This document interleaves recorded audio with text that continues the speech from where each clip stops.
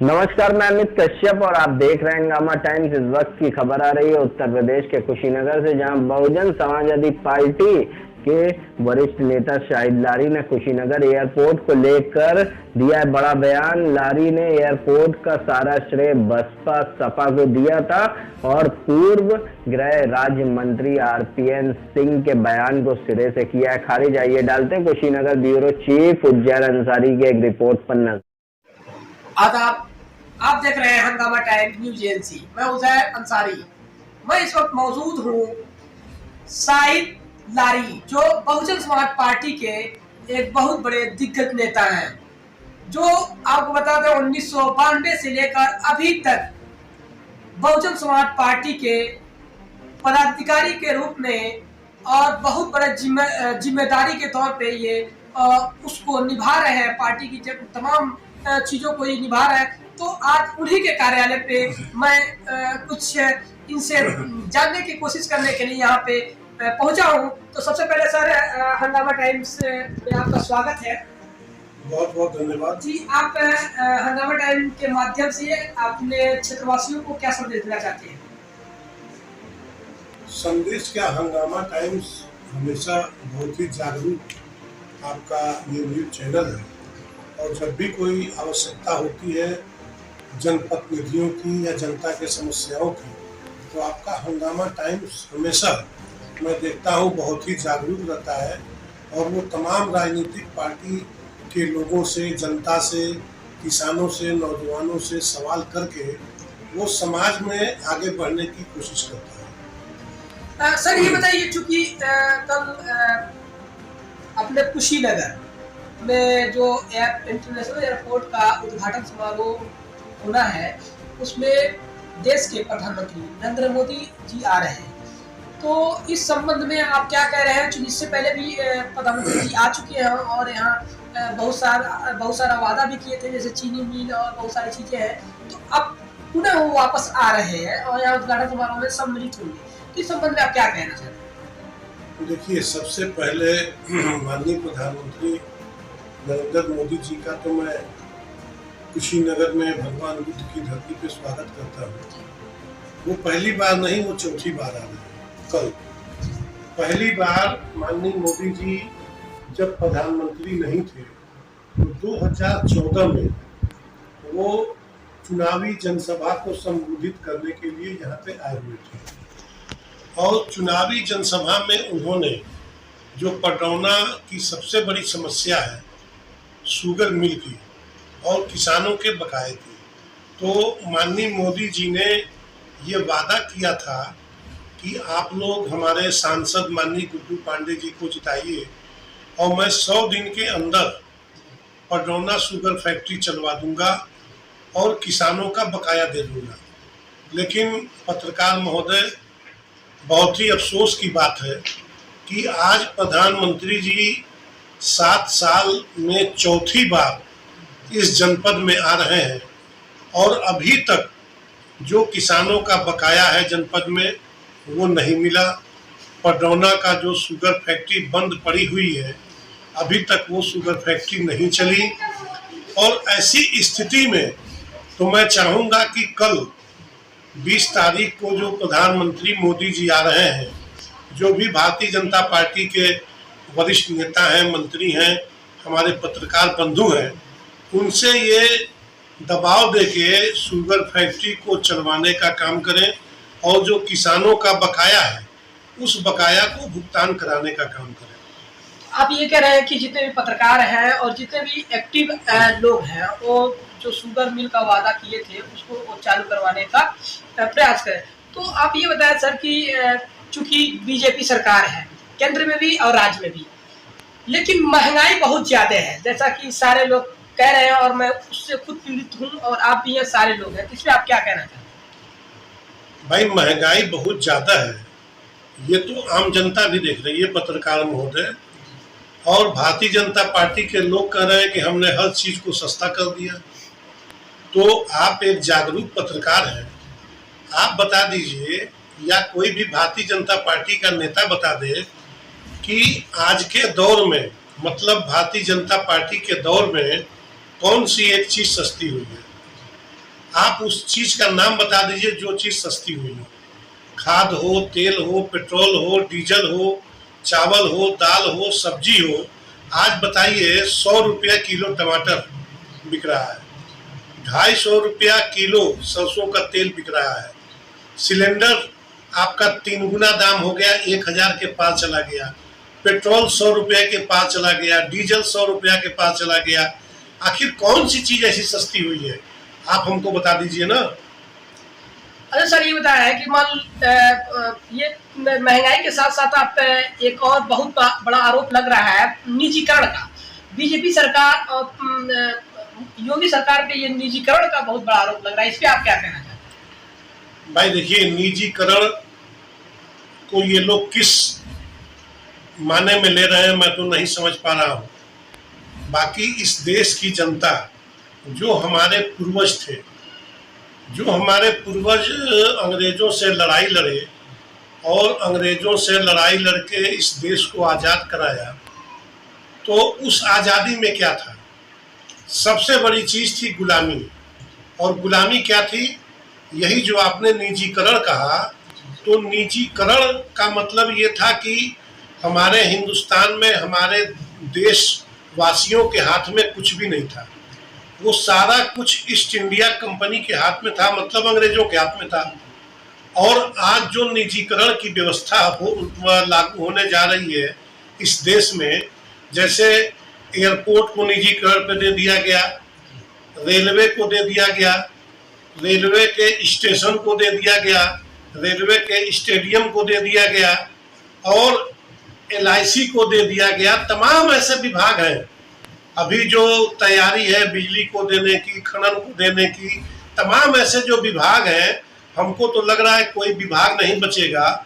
और ये सारा कुछ निजीकरण, एक जो लोग हैं अबानी, अंडानी एंड कंपनी के लोग हैं, ये सारे उनके हाथों में दिया जा रहा है। तो हम इसको दूसरे शब्दों में ये भी कह सकते हैं कि आज पुनः आज़ाद हिंदुस्तान में 75 साल बीतने को है। आज पुनः हमारे देश को निजीकरण के हाथों में देके ईस्ट इंडिया कंपनी को पुनः यहाँ लाने की कोशिश की जा रही है। और वो समय दूर नहीं है कि हमारा प्यारा हिंदुस्तान जो कहीं फिर गुलाम न बन जाए। डर इस बात का है, जो सारी चीजें जब एक कंपनी के हाथ में चली जाएगी तो वो मनमाना काम करेंगे। देश में गरीबी, बेरोजगारी, लाचारी सब बढ़ेगा। अभी मोदी जी ने 2014 में कहा था कि मैं तो हर साल 2 करोड़ नौजवानों को नौकरी दूंगा। कितने लाख लोगों को नौकरी दिया उन्होंने, जरा बता दें। और अगर वो नहीं बता पा रहे हैं, बस लोग मीडिया पे बोल रहे हैं कि मैंने तो बहुत नौकरी दे दिया।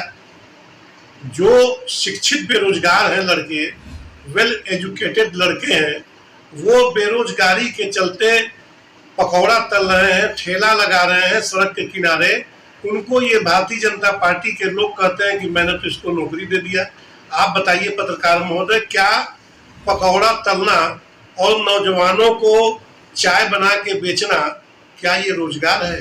ये नौकरी है? तो प्रधानमंत्री जी बोले थे कि भाई आप पकौड़ा तल सकते हैं, चाय बना सकते हैं, और ये बात वही बोले थे। ये मैं भारतीय जनता पार्टी के नेताओं से ही पूछ रहा हूँ कि क्या ये नौकरी है, रोजगार है? उन्होंने 2 करोड़ लोगों को रोजगार, नौकरी देने की बात किया था हर साल। 1 साल में आप भी पटौना मुख्यालय पे हैं, जनपद कुशीनगर में है, आप हमको बता दीजिए कि वो कौन कौन से लोग हैं कुशीनगर में, कौन कौन सा ऐसा विभाग है जहाँ पे लोगों को नौकरी मिली है? ऐसा कोई विभाग नहीं होगा। एक ये क्वेश्चन है कि आप समझ जाए कि जब उत्तर प्रदेश में सरकार नहीं बना था बीजेपी का, उस वक्त बड़ा जोर जोर से ये कहा जा रहा था कि जैसे सरकार आएगी तो गड्ढा मुक्त ये सरकार गड्ढा मुक्त कर देगी, यानी कि गड्ढा रहेगा ही नहीं संपूर्ण उत्तर प्रदेश में। और जब इसमें मैंने बीजेपी के एक बड़े नेता है अभय प्रताप नारायण सिंह, उनसे मैंने सवाल किया कि गड्ढा मुक्त पे आप फेल है, आपकी पार्टी फेल है, तो उन्होंने कहा कि नहीं, ये आपका जो सवाल है सरासर गलत है, इस पे हम क्या खरा उतरे हैं और हर जगह गड्ढा मुक्ति का कार्य हो चुका है, कहीं कहीं बचा है वो भी हो जाएगा। तो अभी इससे कितना संतुष्ट है? गड्ढा मुक्त पे आप क्या कहना चाहते हैं?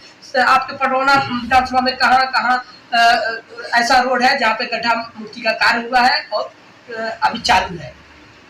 माननीय पत्रकार महोदय जी, देखिए आप भी कोई बाहर से नहीं आते हैं। जो भी भारतीय जनता पार्टी के नेता ने, हमारे साथी ने गड्ढा मुक्त पे बयान दिया है, वह एकदम सरासर 100% गलत बयान दिया है। आप यहाँ से किधर चलेंगे? आप किसी भी रोड को ले लें, पिच रोड को आप चलें, मैं आपके साथ चलने को तैयार हूँ। कोई भी आप सड़क देख हमको आप बता दीजिए, दिखा दीजिए वो जो गड्ढा मुक्त हो गई हो। गड्ढा मुक्त सड़कों में गड्ढा नहीं है, गड्ढे में सड़क है। गड्ढे में सड़क है। जो भी भारतीय जनता पार्टी का नेता ये कह रहा है वो गलत कह रहा है। वो चले, मैं भी चलूं, और या तो वो राजनीति छोड़ दे या तो मैं राजनीति छोड़ दूंगा। एक सड़क पे चले और हमको दिखा दें कि कहीं भी उस सड़क में गड्ढा नहीं है। चलिए, नहीं,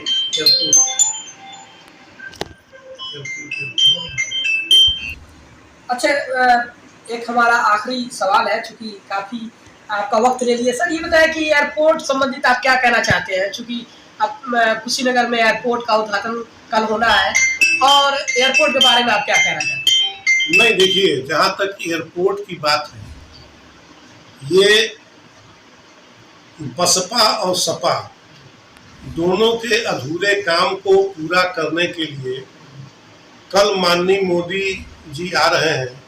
मैं उनका स्वागत करता हूं, और आपके चैनल के माध्यम से ये बताना भी चाहता हूं कि 1995 में जब बहन कुमारी मायावती जी की सरकार थी, तो बहन कुमारी मायावती जी ने सबसे पहले एयरपोर्ट के लिए भूमि अधिग्रहण करने के लिए बजट दिया था और भूमि को अधिग्रहण कराया था। उसके बाद जब अखिलेश यादव जी की सरकार आई, लगभग 2015-16 की बात है, तो माननीय अखिलेश यादव जी ने भी 199 करोड़ रुपया यहाँ के रनवे को बनाने के लिए दिया था। और सपा बसपा के बजट को लेके काम पूरा हुआ है, और यह उद्घाटन तो बहुत पहले हो जाना चाहिए था, लेकिन सपा बसपा के अधूरे काम को जब पूरा हुआ है, तब ये लोग कल उद्घाटन करने माननीय प्रधानमंत्री जी आ रहे हैं। मैं इनका स्वागत करता हूं, और लगे हाथों मैं आपके चैनल के माध्यम से प्रधानमंत्री जी से ये मांग करता हूं कि कल उसी मंच से अपने 7 साल के पहले किए हुए वादे को भी पूरा कर दें। पटौना की शुगर फैक्ट्री को भी चलवाने की घोषणा कर दें, और जो किसानों का यहाँ बकाया है उसको भी देने का घोषणा कर दें। और जहाँ तक मेडिकल कॉलेज बनने की बात आ रही है, तो भाई मेरे पत्रकार महोदय, मेडिकल कॉलेज की बिल्डिंग बनने से कुछ नहीं होगा। यहाँ पे मेडिकल कॉलेज का छोटा बिल्डिंग, जैसे मान लीजिए जिला अस्पताल मौजूद है, जिला अस्पताल में अगर सारी सुविधाएं दे दी जाए तो भी वो मेडिकल कॉलेज का ही काम करेगा। लेकिन मैं स्वागत करता हूँ, ठीक है मेडिकल कॉलेज दे रहे हैं, दें, लेकिन उसमें सुविधाओं का होना जरूरी है। इसलिए कि आज जो जिला अस्पताल है, उस अस्पताल में गरीबों के लिए कोई सुविधाएं नहीं है। यहाँ तक कि डॉक्टर्स नहीं है, दवा जो भी आ रहा है सब कालाबाजारी दवा का हो रहा है। आखिर गरीब कहाँ जाएगा? मेडिकल कॉलेज की बिल्डिंग बना के आप क्या करेंगे? मेरे तो समझ में ये नहीं आ रहा है।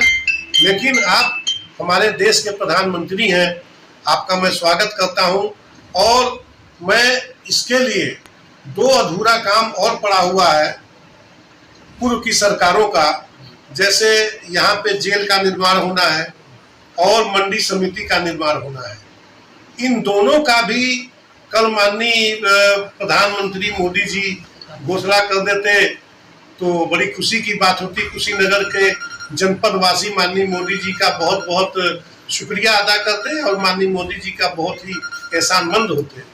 आप कहे कि बसपा और सपा, इस एयरपोर्ट का सारा श्रेय आप बसपा और सपा को दे रहे हैं, जबकि पूर्व केंद्रीय राज्य मंत्री आरपीएन सिंह ये कह रहे हैं कि नहीं, कांग्रेस सबसे पहले कुशीनगर एयरपोर्ट के लिए आवाज उठाई। कांग्रेस ये इस एयरपोर्ट का सरे अपने ऊपर ले रही है और आप चूंकि बहुजन समाज पार्टी से है तो इसलिए आप अपने सरे इसको अपने सरे पे ले रहे हैं, लेकिन इसमें सत्यता कितना है आपका? देखिए, माननीय आरपीएन सिंह जी 5 साल तक केंद्र की सरकार में बहुत ही महत्वपूर्ण मंत्री हुआ करते थे और कांग्रेस की सरकार ने अगर एक नया पैसा बजट दिया हो एयरपोर्ट के लिए तो आप इस चीज को माननीय आरपीएन सिंह से पूछ सकते हैं कि आप कांग्रेस की गवर्नमेंट में थे या पहले भी कांग्रेस की गवर्नमेंट थी, कांग्रेस की गवर्नमेंट ने एयरपोर्ट के लिए बजट कितना दिया? एक नया पैसे का बजट कांग्रेस ने कुशीनगर इंटरनेशनल एयरपोर्ट के लिए नहीं दिया। जो भी बजट दिया बहन कुमारी मायावती जी ने दिया, जो भी बजट दिया भाई अखिलेश यादव जी ने दिया। कांग्रेस ने एक नया पैसा बजट इस एयरपोर्ट के लिए नहीं दिया है। ये बात झूठी है। इस बात को आप आरपीएन सिंह से पूछ सकते हैं कि बजट कब और कितना मिला, किसने दिलवाया।